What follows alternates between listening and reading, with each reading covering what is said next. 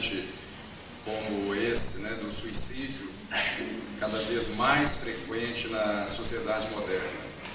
Na realidade, que a gente tem visto o tempo todo, a gente enquanto médico, enquanto psiquiatra, enquanto espírita, a incidência é cada vez maior, cada vez mais frequente.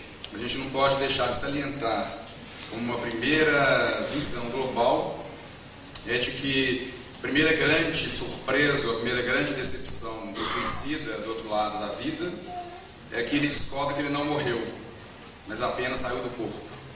Então, isso muda tudo e de cara, com essa afirmativa, a gente já começa a pensar numa resposta para o tema específico, né, que nos foi dado, se o suicídio seria ou não uma solução.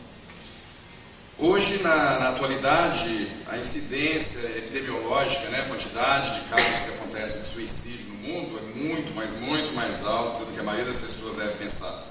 Segundo a Organização Mundial de Saúde, gira algo em torno de 1.000 a 2.000 suicídios diários no mundo, né, gerando em torno de 2 milhões a 3 milhões de suicídios por ano no planeta Terra, em todos os países.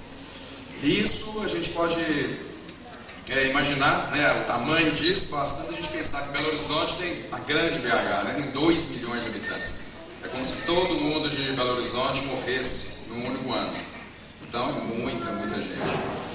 E isso contando apenas os suicídios diretos, porque os atos suicidas são múltiplos, são vários matizes, um contínuo inacabável para quem estuda o assunto especificamente. Tem vários grupos de estudo de suicídio no mundo. Um deles, a própria Organização Mundial de Saúde, fundada em 1967, cujo presidente atualmente é um brasileiro, uma das maiores autoridades em suicídio no mundo é um brasileiro. Bom, então, na verdade, o que acontece? As pessoas, estando desesperadas, sem encontrar mais algum sentido, algum objetivo para suas vidas, buscam uma saída, né, uma falsa saída, que seria a morte. E julgam e pensam que morrendo, resolvendo seus problemas. Então, os atos suicidas em si, a gente tem desde o suicídio consumado, né? O êxito letal que a gente fala, né? A morte nessa hora tem êxito, ela que ganha, que é o que a pessoa buscava. Então, na realidade, a pessoa conseguiria morrer. Até um suicídio fracassado, que é quando a pessoa não morre, mas porque ela foi salva por alguém, principalmente pela equipe de saúde, né? Pelos médicos, enfermeiros, etc. Mas se ela não fosse socorrida, ela morreria. Então isso se chama suicídio fracassado, que é diferente de uma tentativa de suicídio.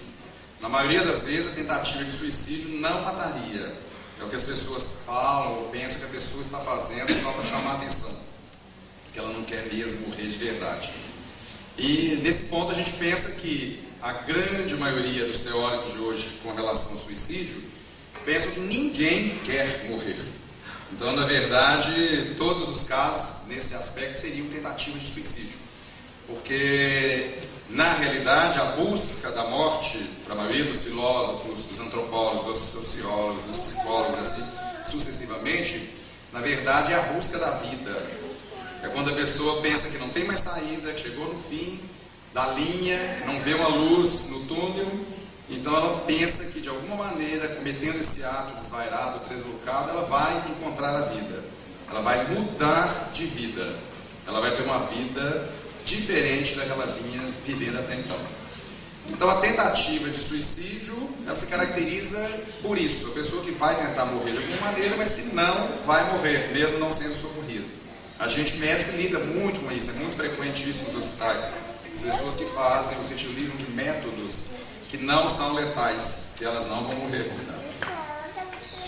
Além disso, a gente tem o suicídio camuflado, né, encoberto, escondido, que é um grande número dos acidentes, principalmente acidentes de carro, acidentes de lancha, de qualquer tipo de veículo automotor, né, de moto, acidentes de trabalho. Tem muitos acidentes de trabalho que são suicídio, é bastante frequente isso. Quem trabalha com setores pesados de mecânica e siderurgia, por exemplo, sabe disso. Muitos dos acidentes não foram acidentes. E a pessoa, então, para não passar essa imagem de suicida, seja para a família, para a sociedade, ou seja por questões de seguro de vida, o seguro de vida não paga, né, quando é caso de suicídio, mas se é acidente paga, então ela camufla de alguma maneira o ato em si, para parecer que não foi suicídio, mas é suicídio.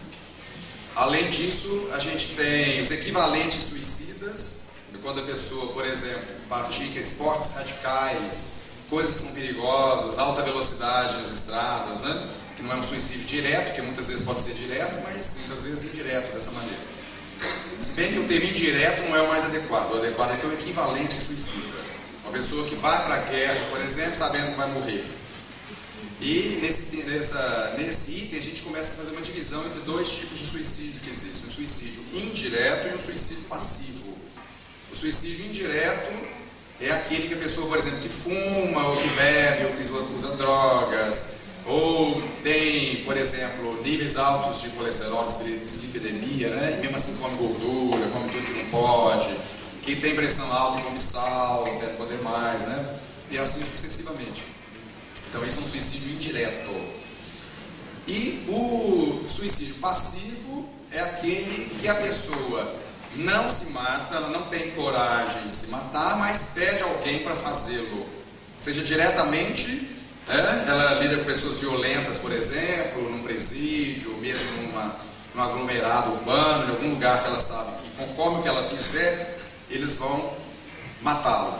Então ele provoca a morte indiretamente. Ele faz com que outrem o mate, mas o objetivo dele era morrer. Então ele vai se utilizar de um recurso externo para parecer que ele não é culpado. Na guerra, a mesma coisa. Quando eu comecei a citar a guerra, a gente estava pensando nisso, né? Além de ser um suicídio indireto, é também um suicídio passivo. Porque muitas vezes ele vai para a guerra, mas ele vai entrar na frente de batalha de peito aberto, sabendo que vai morrer mesmo. Nesse ponto, então, a gente começa a pensar na questão da intenção suicida. Se a pessoa queria ou não morrer. Essa linha de pensamento é uma das linhas mais modernas, estudiosos do suicídio, que é exatamente saber se a pessoa queria ou não morrer. Se aquele ato que foi perpetrado por ela tinha por fim a morte. Só aí a gente fala em suicídio. Se a pessoa não tinha intenção de morrer, se ela morreu por acaso, mesmo que ela pense em fazer alguma coisa teatral nesse sentido, mas se ela morrer, se ela errar, vou falar disso daqui a pouco, em termos técnicos, né, psiquiátricos em si, a gente não pensa em suicídio, mas um erro de cálculo. Ela errou por acaso, ela não tinha por finalidade, ela não pensava em morrer. Nesse aspecto, então, a gente vê que nós temos três grandes grupos de suicídio a nível psicológico. A gente tem um suicídio reflexivo ou premeditado, em que a pessoa pensa sobre isso. Primeiro ela passa a ter o quê? Ideias de morte, de ruína.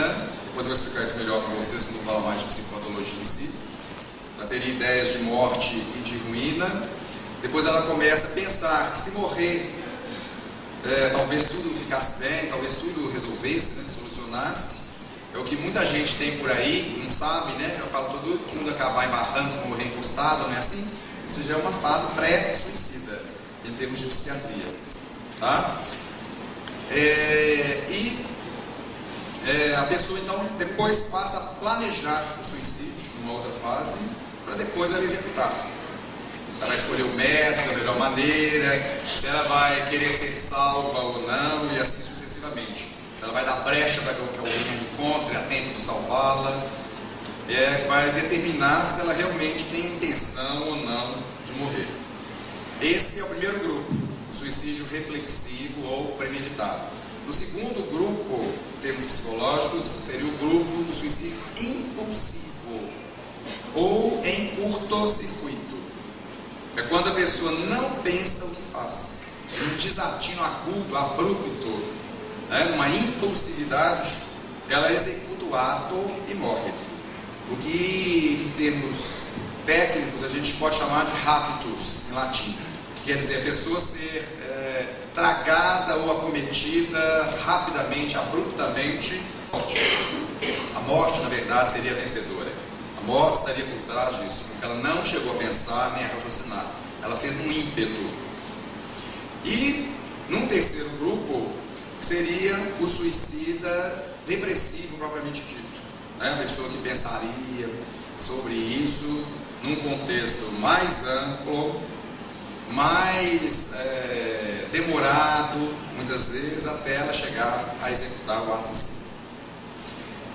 Em relação a isso, então, a gente começa a ver que a gente tem eixos de pensamento em relação ao suicídio, né? A palavra, por exemplo, suicídio, ela foi cunhada, aí, entre aspas, pela primeira vez, por um religioso, De Fontaine, um francês, em 1737, que, em termos etimológicos, né, vem de sui cedere. Sui é a si mesmo, a ele mesmo, o próprio, né? Por daí, por exemplo, a expressão sui generis, próprio daquela espécie, próprio daquele gênero. E cedere quer dizer matar. Então, matar-se a si mesmo. Essa foi a primeira vez que se começou a tentar explicações, seja religiosas, morais, científicas, psicológicas, sociais, antropológicas, vários ramos da ciência. Foi daí para frente que começou a tentar catalogar o que era suicídio. Começaram a se fazer pesquisas. Não foi aí que o suicídio apareceu, é claro. O suicídio existe na humanidade desde que a humanidade existe na face da Terra. É igualzinho a gente responde para muitas pessoas que perguntam para a gente: desde quando existe a mediunidade na Terra? Existe desde que o ser humano existe, desde que existem 2 planos de vida. E o suicídio também existe desde essa época. Os casos de suicídio são muito antigos, os relatos, né? Eu quero dizer, nas primeiras civilizações a gente tem relatos em praticamente todos os escritos da humanidade, seja os escritos do Extremo Oriente, como a Bíblia, um dos grandes exemplos, né? No Gilgamesh, na Babilônia, nos hieroglifos do Egito, e assim sucessivamente, até a gente cair nas civilizações mais avançadas, entre aspas, como na Grécia Antiga, que o suicídio era muitas vezes até meritório. Para Zenon, por exemplo, o fundador de uma corrente filosófica importante, o estoicismo, que Paulo muito provavelmente comungava dessas ideias, né? Paulo tem características estoicas. Zenon falava que todas as vezes que o ser humano estivesse em condições de miserabilidade orgânica, social, política, econômica, se ele tivesse com alguma doença terminal, que seria mais honroso que ele se matasse. E Marco Aurélio, outro estoico, por exemplo, já da fase tardia, Marco Aurélio do estoicismo já romano, né, dos primeiros séculos, terceiro século depois de Cristo. Marco Aurélio é o imperador que aparece no Ave Cristo do Emmanuel. É o Marco Aurélio Antonino Caracalla Bassiano, né, o Caracalla famoso, que tem as terras de Caracalla em Roma. O Marco Aurélio também falava sobre isso, sobre o suicídio meritório, sobre a honra da pessoa morrer com dignidade. Então, na Grécia, a gente tem o exemplo de Sócrates, por exemplo, que é famosíssimo, né? Todo mundo conhece o exemplo de Sócrates. Vários livros, vários autores que estudam isso. Quem matou Sócrates, né? Se realmente ele suicidou ou não, pelas características imbrincadas em todo o contexto dele. Então, em Roma também se tem. Depois nós vamos ter várias leis que vão legislar especificamente sobre o suicídio.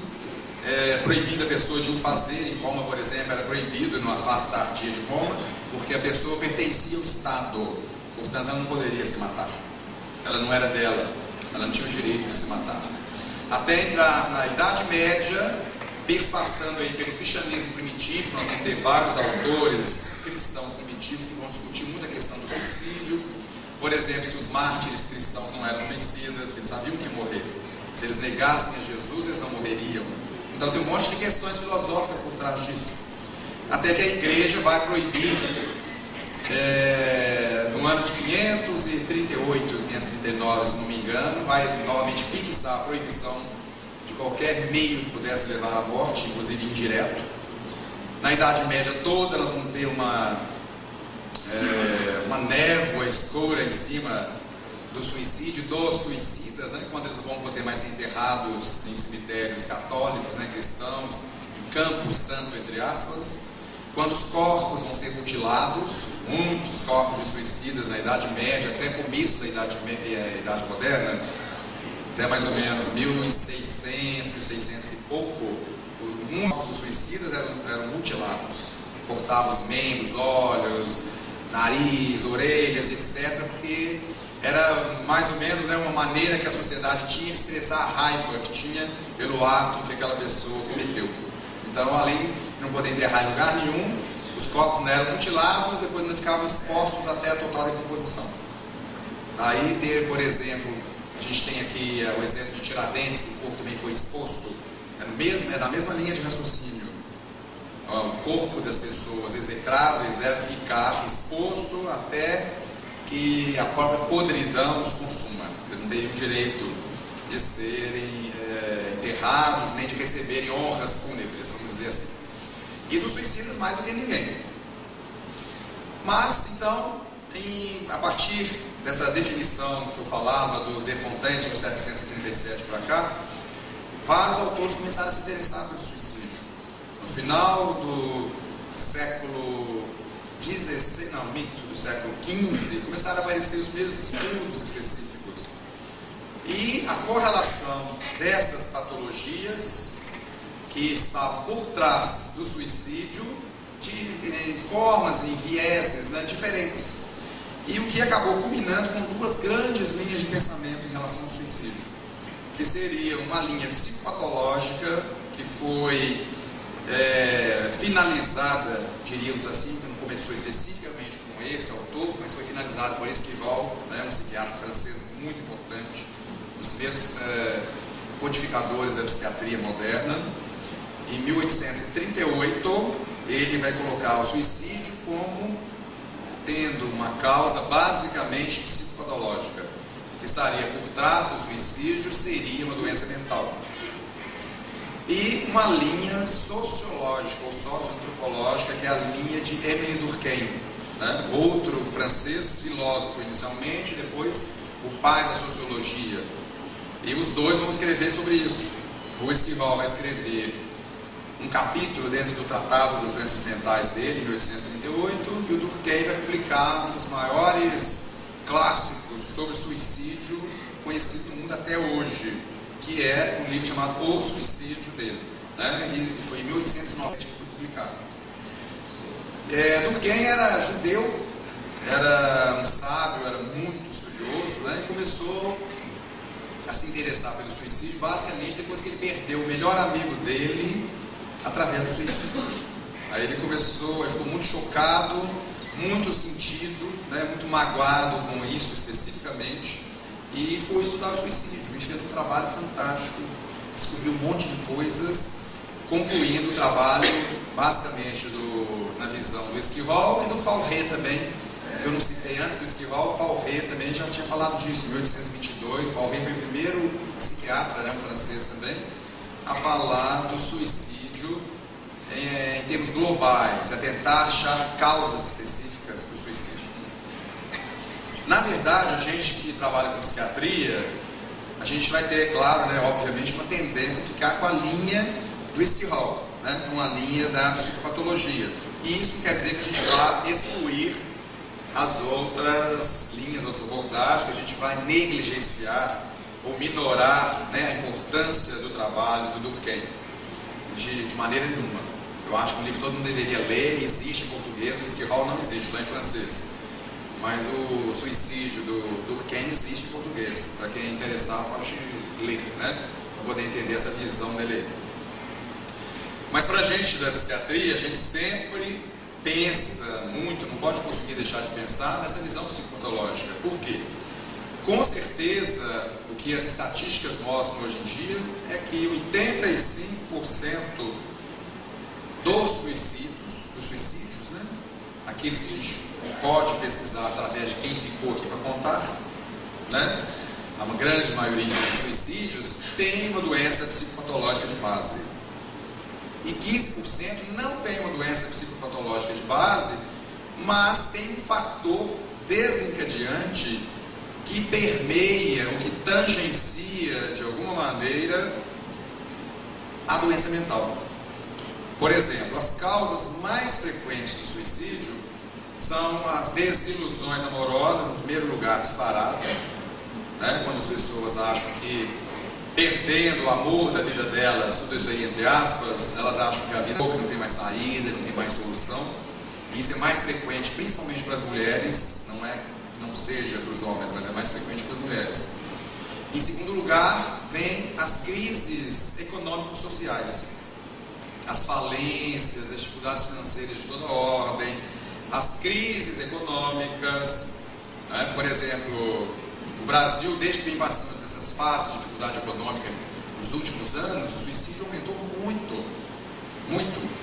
Né? Em Belo Horizonte a gente sabe que ocorre pelo menos de 3 a 5 suicídios por semana. Isso nos casos diretos, né? A gente sabe diretos, que todo mundo vê, né? Normalmente está no meio da rua, onde a gente vê, e assim sucessivamente. Isso, os casos gritantes que chamam atenção.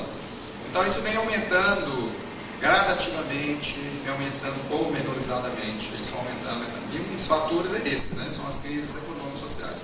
Mas depois desses 2 grandes grupos aí, amorosos ou não, nós vamos ter um monte de motivos, um monte, incontáveis motivos, né? Várias pessoas vão ter justificativas específicas para poder morrer. Ela acha que aquilo, seja uma situação X, Y, Z, é suficiente para que ela morra. Não vale mais a pena viver. É assim que ela fica pensando. Isso nos leva a pensar, né, a gente da área de saúde mental, que a pessoa não pode estar bem. Ela não pode estar normal. Ela tem que estar fora das suas faculdades mentais. Ela tem que estar doente para poder pensar dessa maneira. Ou ela está com um quadro depressivo, que é o mais frequente, nós vamos falar um pouco aqui por causa da importância disso. Ou ela está com algum tipo de ideia delirante, alguma coisa que não é verdade, mas que para ela é. O delírio também vem do latim, e aquele sulco que a charrua faz na terra, na hora das plantações, né? Aqueles buracos que vão fazer aquelas linhas para poder a gente colocar a semente, aquilo em latim é lira. Delirar é sair da linha. Então, quando a gente tem uma linha de pensamento de normalidade, a gente está com um raciocínio normal, seja em termos de forma, de conteúdo, de expressão do pensamento. A gente está fora dessa linha, a gente está pensando de uma maneira equivocada, de uma maneira que não é correta, que não expressa a realidade. Por isso que a gente fala que a pessoa está fora da realidade, está delirando, então ela está fora dessa linha. Então, muitos casos de suicídio também são levados por pensamentos delirantes. E para a gente que é espírita, a gente sabe que muitas vezes por influenciações espirituais específicas. Bom, o tempo é curto, eu sei que eu não vou poder falar de tudo, então eu escolhi algumas coisas para falar, para a gente poder entender isso. De maneira geral, o que importa mais para a gente, no grosso desse pensamento? São os transtornos afetivos. Seriam as depressões ou o transtorno afetivo bipolar. Muitas pessoas estão deprimidas. Agora, aqui, por exemplo, se a gente fizer uma pesquisa, eu sei que eu vou achar um monte de gente aqui com depressão. Por quê? Depressão é a doença de maior prevalência na humanidade. 25% da população mundial agora sofre de depressão. Ou seja, 1/4 da população do mundo sofre de depressão. Em cada 100 pessoas, 25 estão com depressão. Então, se aqui tiver 100, 200, não sei quantos tem aqui, se tiver 100, nós vamos ter 25 aqui. Em qualquer lugar do mundo que essa pesquisa for feita, nós vamos encontrar esse índice. E, infelizmente, menos de 3% vão procurar ajuda. Ou seja, em cada 100 deprimidos, agora se a gente pegar 100 deprimidos, não 25 dentro de 100, mas 100 deprimidos, só 3 vão buscar ajuda. Tá? Isso aqui no Brasil, que é uma cultura latina e que as pessoas de maneira geral não valorizam o lado psicológico, não valorizam a psiquiatria, nada disso. Para vocês terem uma ideia, nos Estados Unidos nós temos mais do dobro de psiquiatras do que o resto do mundo todo junto, porque a cultura americana valoriza demais a psiquiatria. Então é o oposto do resto do mundo. E, de maneira geral, ninguém quer ir no psiquiatra, não é assim? Ninguém está doido, né? estou doido, eu não vou no psiquiatra, não tem nada, isso é bobagem, eu não vou tomar remédio, não vou ficar viciado no remédio, não é assim? Pois é, isso é uma coisa que tem que ser mudada. Vamos falar um pouquinho dessa depressão para a gente poder entender. A depressão, então, ela, de maneira geral, a grande maioria das pessoas pensa que depressão seja igual a tristeza, não é assim? Eu não estou triste, eu não tenho nada não, eu não estou triste, isso é bobagem, isso vai passar. Todos nós, na verdade, temos períodos de tristeza, é natural que seja assim. A gente tem flutuações específicas dentro de um certo nível, de um certo patamar. A gente pode andar aqui dentro, por exemplo. A gente não pode ir lá em cima ou ir lá embaixo, senão nós vamos sair desse patamar específico. Então todos nós temos alegrias e tristezas. Nós não podemos viver rindo o dia inteiro, o tempo todo, feito povo alegre, né? Porque também nós saímos fora da realidade, mas também nós não temos que ficar tristes o tempo todo, porque o mundo é triste, é ruim, não vale a pena e assim por diante. Esses dois polos são polos doentios. Mas na verdade, a tristeza não é o sintoma ou o sinal mais importante da depressão. Quando ela aparece, a depressão já está avançada. O sintoma mais importante da depressão é a perda de prazer nas atividades diárias. É quando a gente começa a fazer as coisas porque tem que fazer, senão a gente não faria. Vou trabalhar porque eu tenho que trabalhar. Eu tenho que sustentar meus filhos, tenho que sustentar a mulher, eu preciso de dinheiro para viver, para fazer isso, fazer aquilo, seja lá o que for. Então é por isso que eu vou trabalhar, senão eu não trabalharia mais. Eu vou estudar porque eu tenho que estudar. Se for um jovem, uma pessoa mais nova, uma pessoa mesmo mais velha que esteja estudando. Eu vou, por exemplo, uma dona de casa, mesmo homem, hoje em dia as funções domésticas são bem mais divididas, né?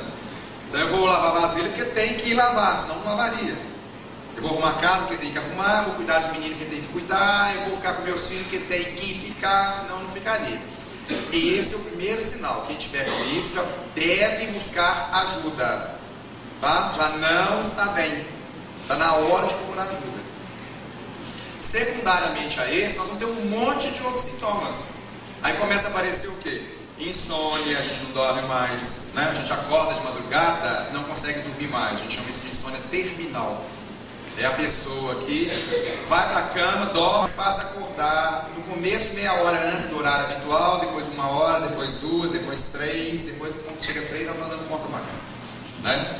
Se ela acordava, por exemplo, 8 da manhã, passa a acordar 7h30, depois passa a acordar 7, 6, 5, vai só diminuindo, dormindo no mesmo horário que ela dormia anteriormente. A insônia terminal é característica de depressão. A insônia inicial, ao contrário, quando a pessoa vai para a cama e não consegue dormir, custa dormir, rola na cama, conta carneirinho, vai ler, apaga a luz, acende luz, liga a televisão e peleja para dormir, essa, ao contrário, é característica de ansiedade. Pessoa muito ansiosa, que ficou ansiosa o dia inteiro, elétrica, ligada a todo vapor, né? Energizada, vitaminada, etc., como todo mundo fala hoje na gíria, de noite não consegue dormir. Os dois polos, na verdade, são o mesmo problema. Por quê? Depressão e ansiedade são irmãs gêmeas, inseparáveis, carne e unha, tá?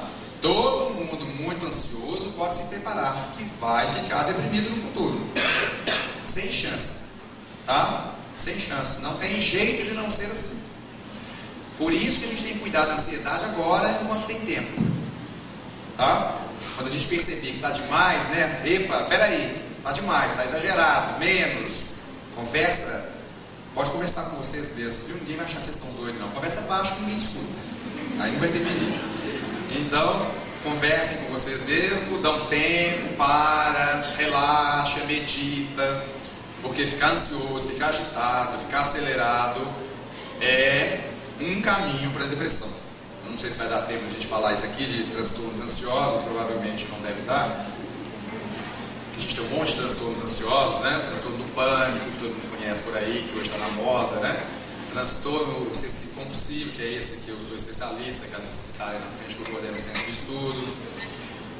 O transtorno de ansiedade generalizada, o transtornos fóbicos de maneira geral, seja fobia simples, fobia social e assim sucessivamente, um monte de transtorno. e vão voltar para os transtornos depressivos, então senão a gente vai ficar no outro. O depressivo agora é mais importante em relação ao suicídio. Então as pessoas vão começar a apresentar insônia, aí vão começar a somatizar em qualquer lugar. Somatizações sempre são também sinais de depressão.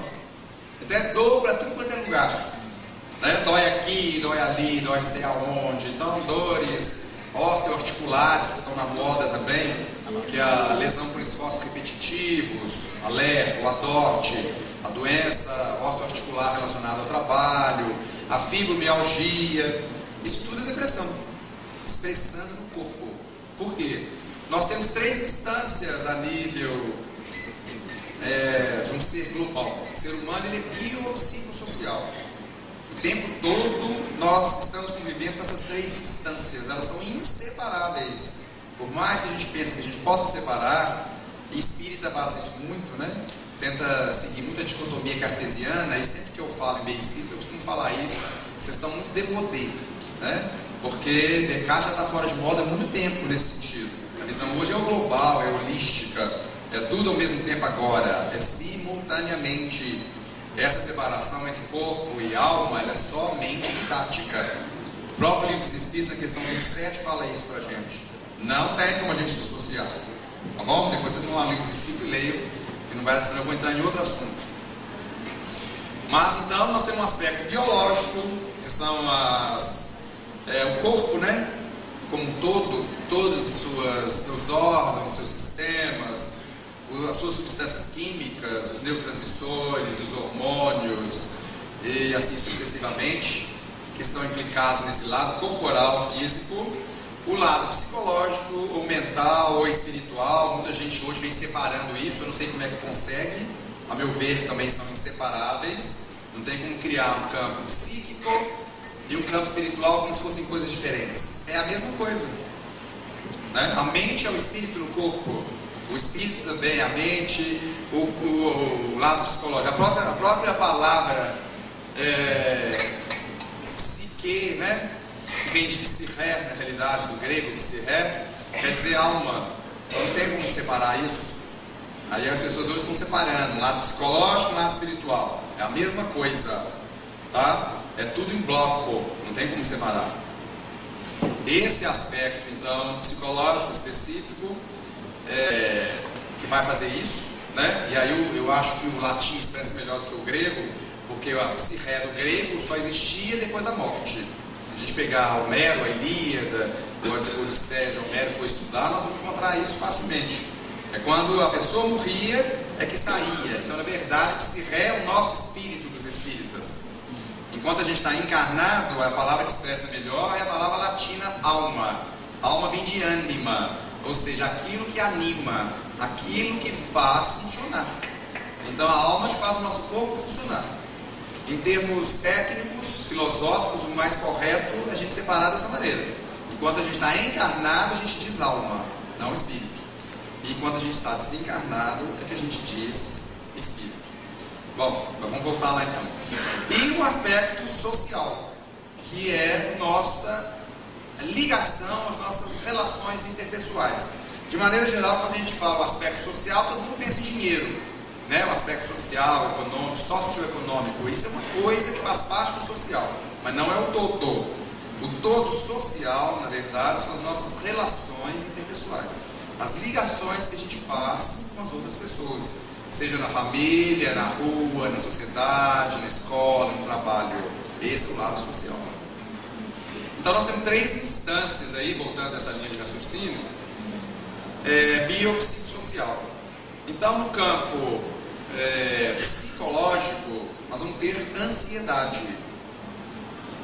Ansiedade é um sintoma psicológico, não é nem orgânico nem social. No campo biológico, nós vamos ter angústia. Angústia é a expressão somática, corporal da ansiedade. Então, quando a gente tem DORT, LER, fibromialgia, isso que eu estou explicando para vocês, vou explicar mais umas coisas ainda, isso é angústia. Quando a gente levanta e fala de manhã, né? Hoje eu estou angustiado, na verdade nós estamos nos apropriando de um termo que é da psiquiatria, foi cunhado por psiquiatras franceses e alemães no século XIX, de uma maneira errônea. Tá? Angústia, quando vocês estão falando assim, vocês estão querendo falar que estão tristes, que estão abafados, que estão deprimidos. Isso não é angústia, não. Angústia é expressão corporal. Se a gente estiver suando, passando mal, tremendo, com dor de cabeça, cefaleias, enxaqueca, diarreia quando recebe uma notícia, com prisão de ventre que a gente não consegue evacuar a semana toda, e assim sucessivamente, N doenças psicossomáticas a gente tem, aí nós estamos tendo angústia, a expressão corporal de uma ansiedade. E no campo social, né, essa terceira e última instância, nós vamos ter medo. A expressão de ansiedade e angústia no social é medo. Se a gente olhar para outra pessoa, a gente percebe que ela está com medo. E quando a gente olha nas pessoas que estão com intenção suicida, ou que acabaram de tentar quando é no hospital que a gente está atendendo, o que a gente percebe nelas, assim, claramente é o medo. É o jeito que a pessoa expressa no social. Mesmo que ela não diga uma palavra, ela vai expressar no faces o medo, vai estar estampado.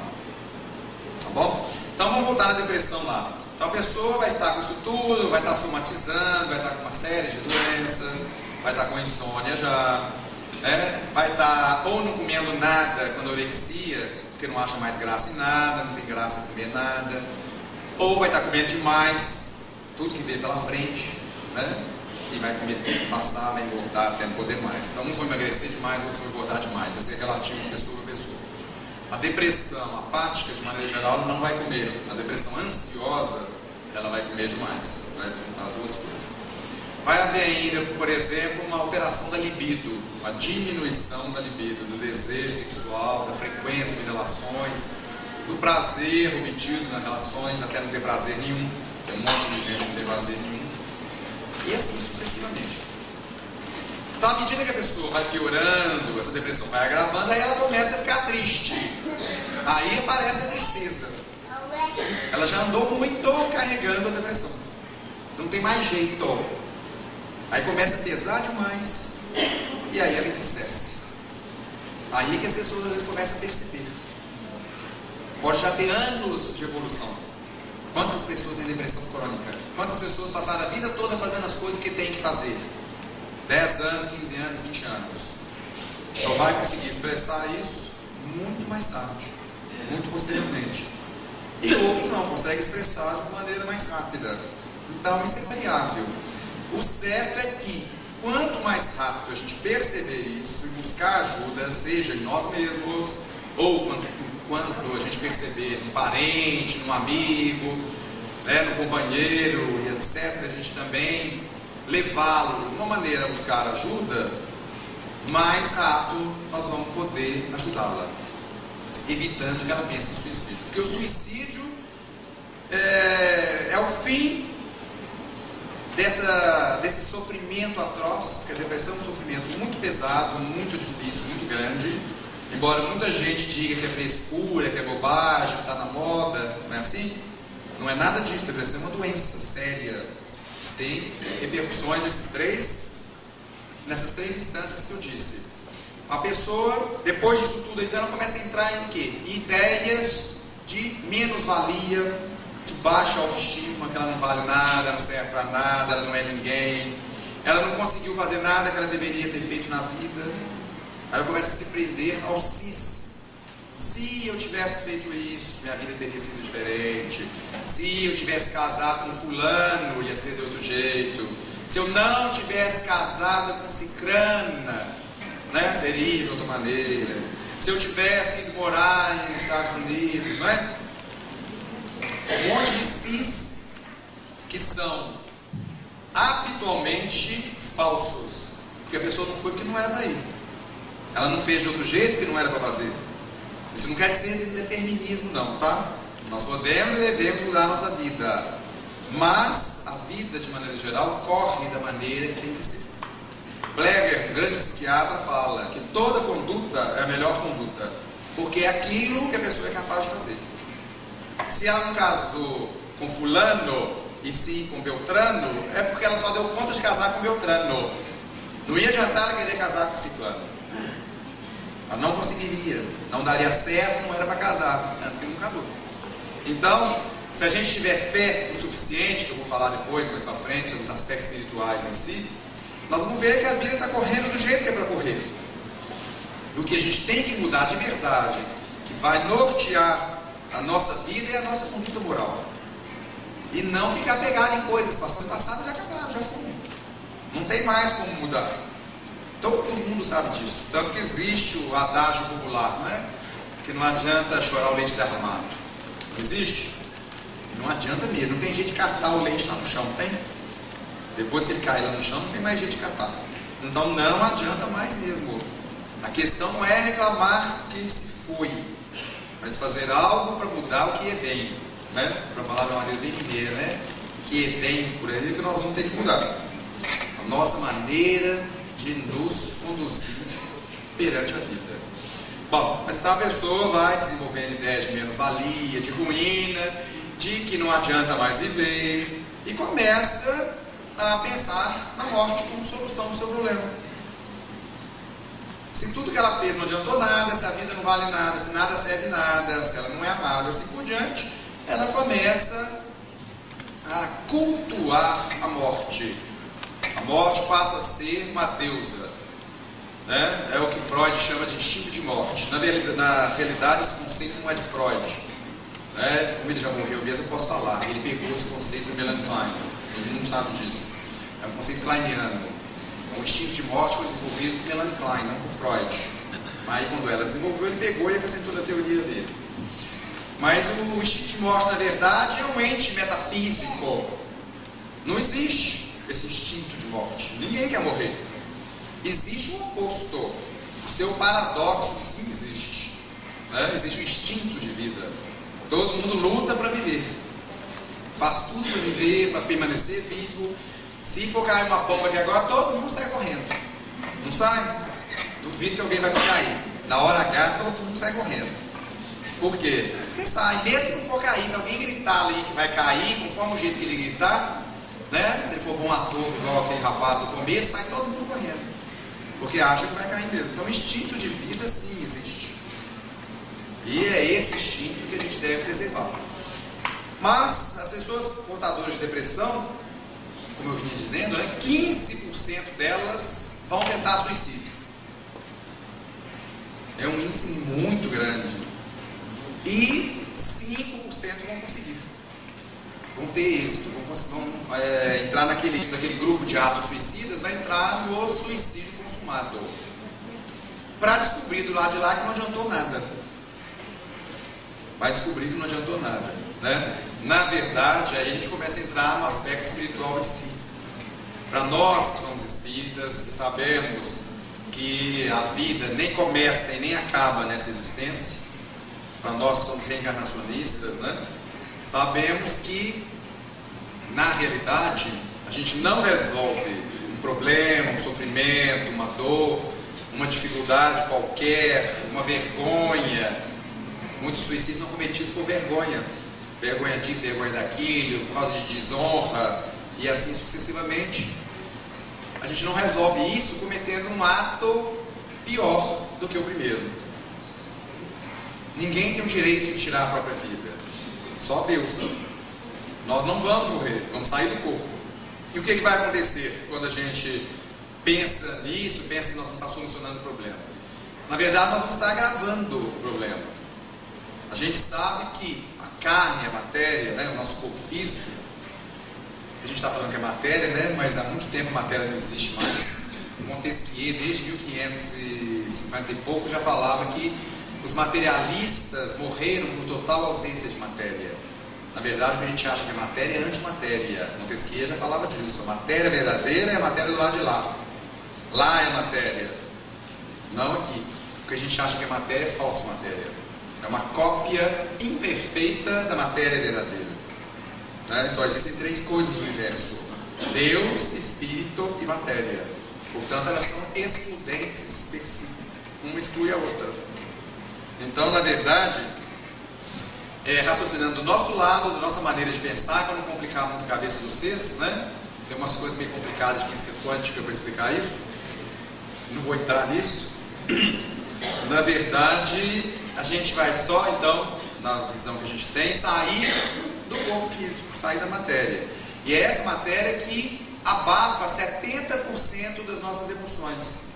O Livro dos Espíritos fala disso muito claramente. O que a gente sente aqui, por exemplo, de alegria, do lado de lá nós vamos sentir 70% a mais.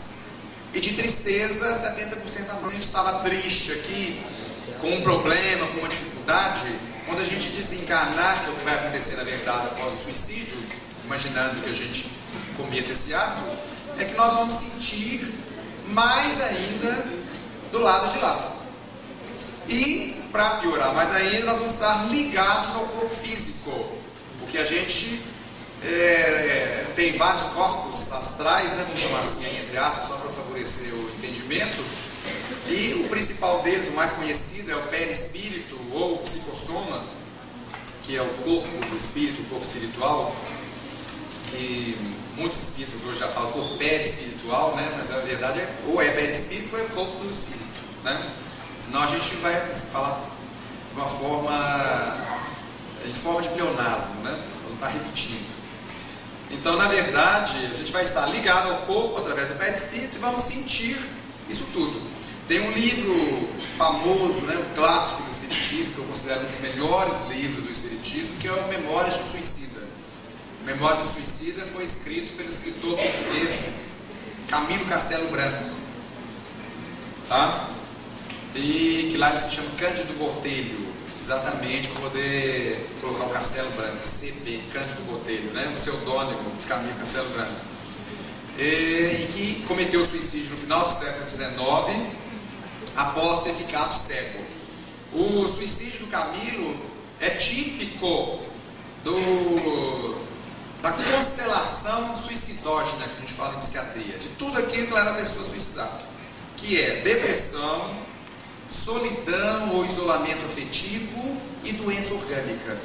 Esses três fatores são cruciais em termos de suicídio. Tá? Eu vou falar para vocês um pouco, então, porque eu não falei em alguns aspectos epidemiológicos. O suicídio é muito mais frequente em homens do que mulheres, tá? Muito mais frequente. 75% das mortes por suicídio são homens e 25% são mulheres. Isso porque, de maneira geral, os homens cometem suicídio com meios mais letais, como arma de fogo, pular na frente de dente de ferro, de prédios altos, assim sucessivamente. Tá bom? Isso não quer dizer que eu estou ensinando ninguém a fazer isso, né? Até porque todo mundo sabe, né? Mas é só para a gente poder os aspectos específicos disso. E as mulheres, de maneira geral, esqueci do enforcamento também, né? A primeira causa de morte por suicídio é enforcamento. Depois é que vem arma de fogo, depois que vão descendo aí, né? Venenos, assim sucessivamente. E as mulheres, de maneira geral, morrem menos, porque tentam com meios mais brandos.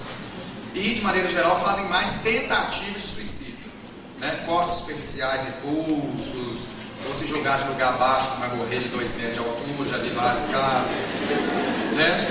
E coisas assim, quase que anedóticas, né? Mas é porque teatrais, de uma certa maneira, né? Um dos tipos específicos de suicídio tem um monte de classificações, né? Uma outra classificação que eu poderia ter pensado seria essa. Uma dessas classificações atribui a muitos suicídios, na verdade, características teatrais, que são para chamar a atenção. E isso não quer dizer que a pessoa não queira morrer, tá? Aquela velha história de que a pessoa que fala não faz é mentira. Muitas que falam, fazem, tá? Não acreditem nisso. Deem importância, deem valor e procurem ajudar a pessoa. E da mesma maneira que é só o calado que faz, também não. Tá bom? Então tem que prestar atenção nisso.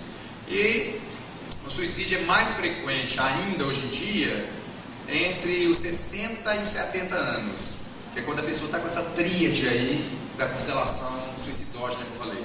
A depressão, o isolamento afetivo social e uma doença orgânica. Cânceres, tumores, doenças degenerativas de maneira geral, sejam neurológicas ou metabólicas e assim sucessivamente. Então, uma faixa etária, né, de grande risco é esta. Mas o suicídio vem crescendo em todas as faixas etárias. E atualmente, por exemplo, uma que está crescendo, já está pegando essa entre 60 e 70, é nos homens entre 35 e 45 e nas mulheres entre 15 e 25. Essas duas estão beirando lá. Os jovens, de maneira geral, também têm aumentado muito, e crianças também. A única exceção que existe nessa relação é de homem para mulher, de homem morrer mais do que mulher, são 2 países orientais, na China e na Índia. Na China e na Índia, as mulheres morrem mais triplo do que os homens de suicídio. É porque lá existem muitos fatores culturais que levam a isso. Então, por exemplo, a viuvez. Quando a mulher fica viúva e não tem condições de se manter, para não cair na prostituição, né? São países muito gigantescos, né? Com uma população muito grande, super populosos, a pessoa às vezes não vai ter condições de sobrevivência. Então é como se ela tivesse que fazer isso. Então é uma das grandes preocupações da Organização Mundial de Saúde. Desenvolvendo muitas equipes de trabalho para ajudar e assessorar rápido essas mulheres para que elas não cometam suicídio.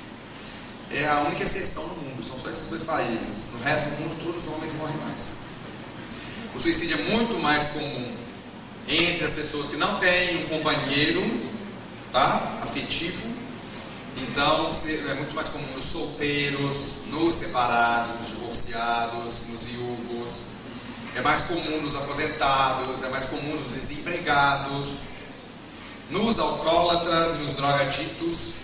O alcoolismo e a drogadicção, né, o uso de droga, a dependência química, são fatores de risco muito acentuados.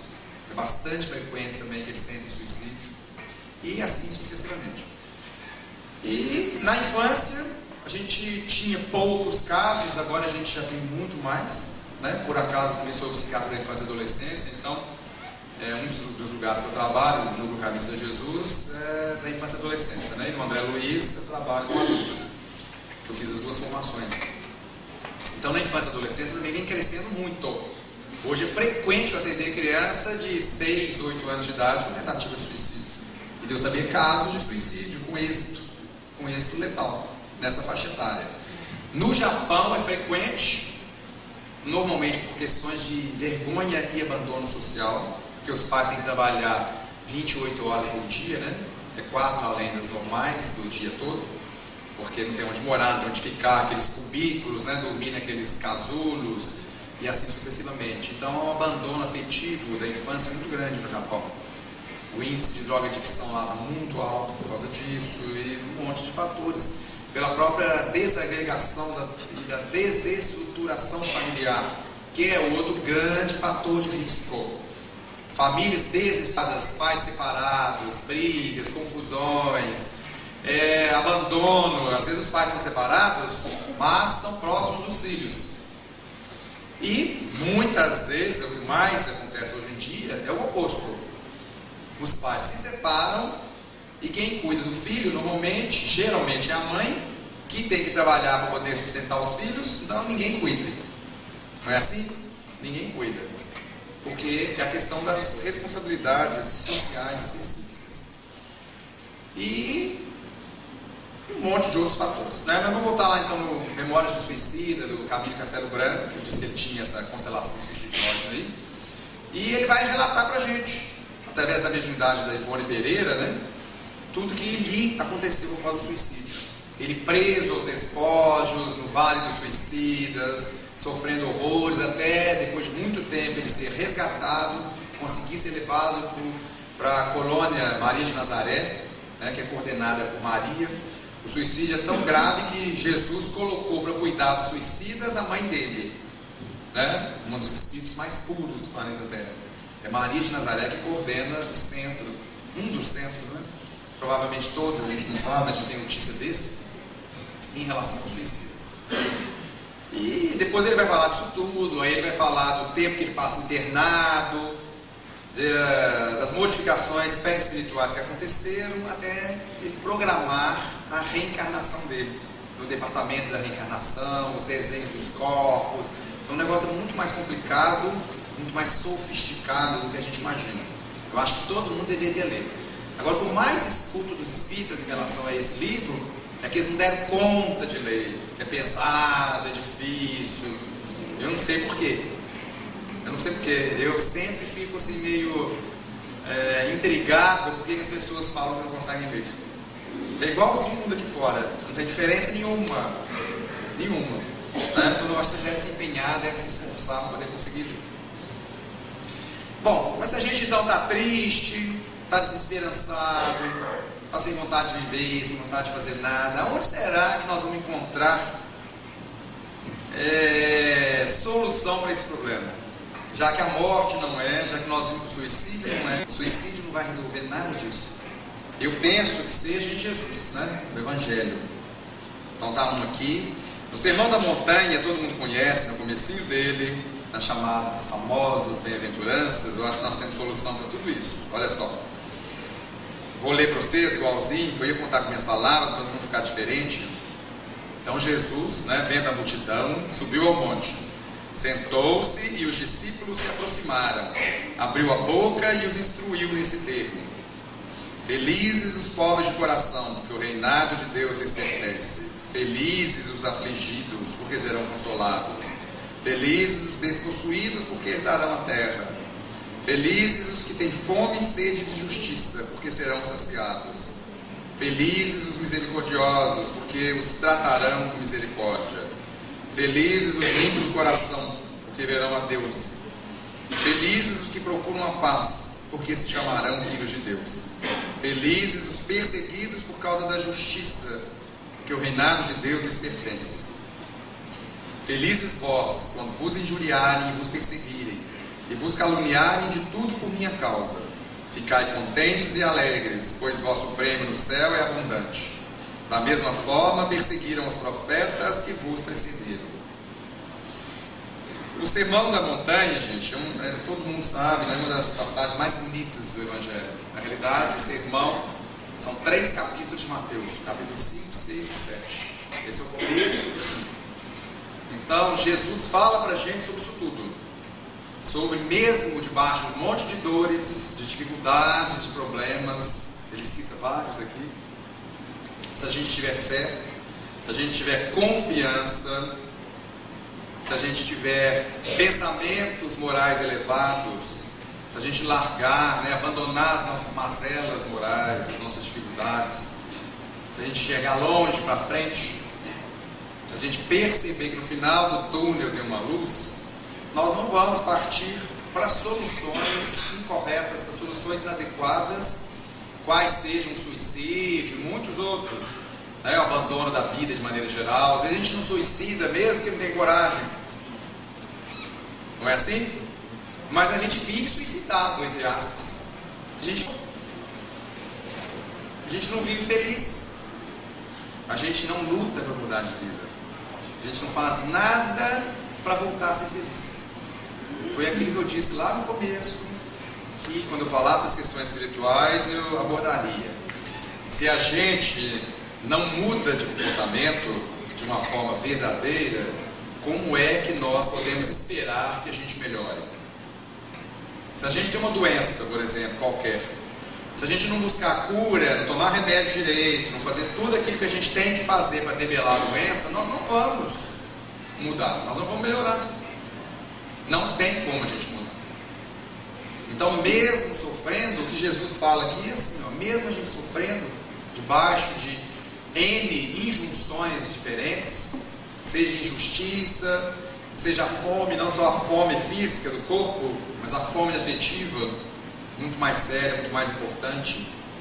Eu costumo dizer que hoje a gente só morre de fome se quiser, exceto algumas raras exceções, como por exemplo alguns países da África que a guerrilha não deixa a comida chegar, não é que não tem comida. Hoje a gente morre muito mais de excesso de comida do que de falta. Hoje a gente morre de quê? Diabetes, por exemplo, excesso de açúcar, metabolismo desequilibrado, de sedentarismo, comer demais. A gente morre de dislipidemia, doenças cardíacas, colesterol alto, glicemia alto, ácido úrico alto. Tudo isso é excesso de comida, excesso de comer gordura, de comer açúcar, de comer proteína. Então a gente morre muito mais de excesso de comida do que de falta. Mas a fome que Jesus estava falando, com certeza é a fome afetiva. São aquelas relações interpessoais que eu estava dizendo lá atrás, que a gente não tem tempo mais para nada nem para ninguém.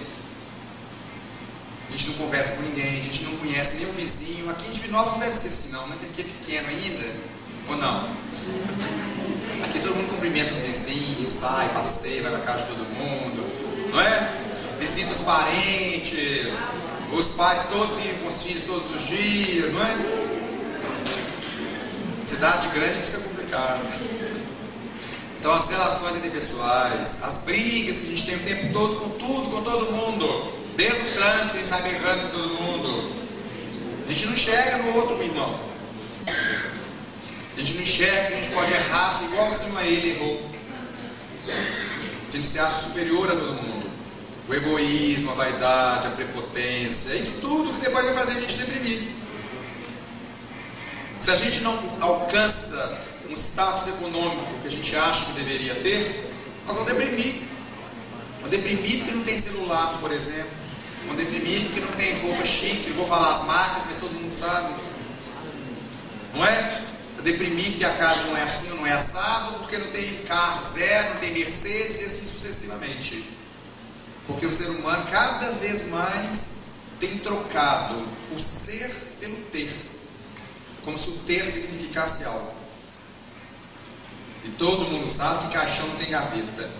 Nós não vamos levar nada disso. Nós vamos levar somente os nossos valores morais, a nossa bagagem espiritual, a nossa mala que a gente faz sempre, a cada dia para ir para o lado de lá, é uma mala moral. Não cabe mais nada. O resto tudo vai ficar aí. Porque não nos pertence, não é nosso. Nem o nosso corpo físico nos pertence. Nós vamos ter que deixar ele aí. Então nada disso justifica as depressões que a gente tem. E vocês devem estar olhando assim para mim, achando que eu estou exagerando. Vocês não sabem os casos que eu atendo todo dia. Um monte de gente deprimida por causa dessas questões específicas. A questão da justiça, por exemplo, quando Jesus fala aqueles que têm fome de justiça, quantos e quantos de nós nos achamos injustiçados por causa do orgulho, da vaidade, da prepotência. De novo, a gente se julga superior aos outros. Então nós somos injustiçados. Não é o outro, não. Quanto mais a gente se sente injustiçado, geralmente o outro é que é. Porque a gente projeta aquilo para poder se defender. Quantas vezes a gente erra? Errar é humano, é natural que a gente erre. Quantas vezes eu atendo pessoas com depressões gravíssimas que erraram? Todo mundo que deprime, que errou, está redondamente internado. Errar faz parte da vida. O problema não é errar, não. O problema é permanecer no erro. Essa que é a diferença. Quando a gente percebe que está errado, a gente tem que mudar.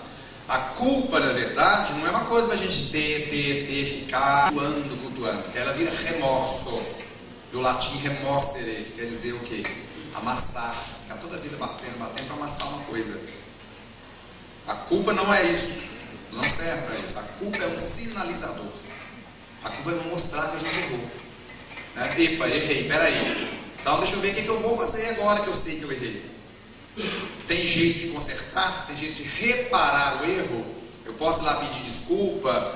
Eu posso devolver em dobro, como Zaqueu disse? Todo mundo que eu lesei? Se tiver jeito, corre e devolve, vale a pena. Vale a pena, porque não é assim que fala em outra passagem da Bíblia? Reconciliai com o vosso adversário enquanto estáis a caminho com ele, para que ele não te entregue ao juiz, o juiz não te entregue ao meirinho, o meirinho te encerre na prisão. Na verdade, né? De lá não saireis até pagardes o último centavo. Centil é a menor moeda judaica da época. Por quê? Se a gente não reconcilia com o adversário, seja exterior ou seja interior, com nós mesmos, né? Aí entra o perdão, tanto o perdão para com o próximo, quanto o auto-perdão, que hoje em dia tem ficado fundamental para a gente pensar. A gente não vai conseguir, né? A gente vai ser entregue ao juiz. O juiz é a consciência sabe que a gente não perdoa. Vai entregar para o meirinho. O meirinho é o executor da ordem do juiz, então é o nosso amigo espiritual, né? E ele vai nos encerrar na prisão. Onde que é a prisão para o espírito? O corpo. Nós vamos reencarnar. Então, desse ciclo reencarnatório, kármico aí, entre aspas, né? A palavra karma vem do sânscrito, né? Roda, essa roda aí. A gente não vai sair enquanto a gente não se libertar de todas as paixões inferiores, de todas as dificuldades, de todos os problemas com os outros. E assim sucessivamente. Como o tempo está adiantado, né? Ela perguntou se ia dar tempo de eu falar, eu falei, não, porque eu falo é hora se deixar. Então, eu acho melhor a gente encerrar, mas que a gente pense nisso, que a gente pense que nós temos que ter como lema de nossa vida, como norte, né, como norma da nossa vida, o Evangelho de Jesus. E que a gente pense na nossa moral, no nosso crescimento, numa outra maneira de viver, afastando de vez por todas essas ideias suicidas, essas ideias de morte, de ruína. Porque somos todos filhos de Deus. E a evolução é inexorável. É a única coisa determinista que existe no mundo. Inexorável, é a evolução. Então que a gente possa sempre ir para frente, cada dia mais. Né? Que a paz de Jesus permaneça com todos, hoje, agora e sempre. Obrigado.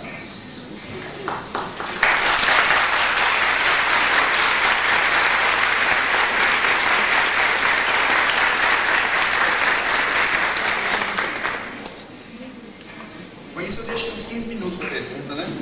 Se alguém quiser perguntar alguma coisa. Eu queria saber se a pessoa que é esquizofrênica e que comete suicídio, que é a mesma coisa de uma pessoa que é normal. A mesma coisa você diz em relação às consequências? Isso. Eu não citei um monte de doenças psiquiátricas por pouco tempo, né? A esquizofrenia, depois da depressão, os suicídios mais frequentes são os esquizofrênicos. Aquilo que eu comecei a citar da atividade delirante. Não é a mesma coisa para nenhum deles. Tanto faz aí a patologia que a pessoa tiver. Se a pessoa tiver algum tipo de patologia mental, ela vai ter atenuantes. Obviamente vai ter atenuantes, a misericórdia divina. Quando é muito diferente de uma pessoa que comete suicídio, meditando, ou porque faliu, né, por alguma questão específica que a fez entrar no desespero agudo e comete suicídio. Quando a pessoa como você está falando, esquizofrênica e comete suicídio, é claro que ela vai ter atenuantes. Mas o ato em si continua sendo suicídio. Não tem como separar.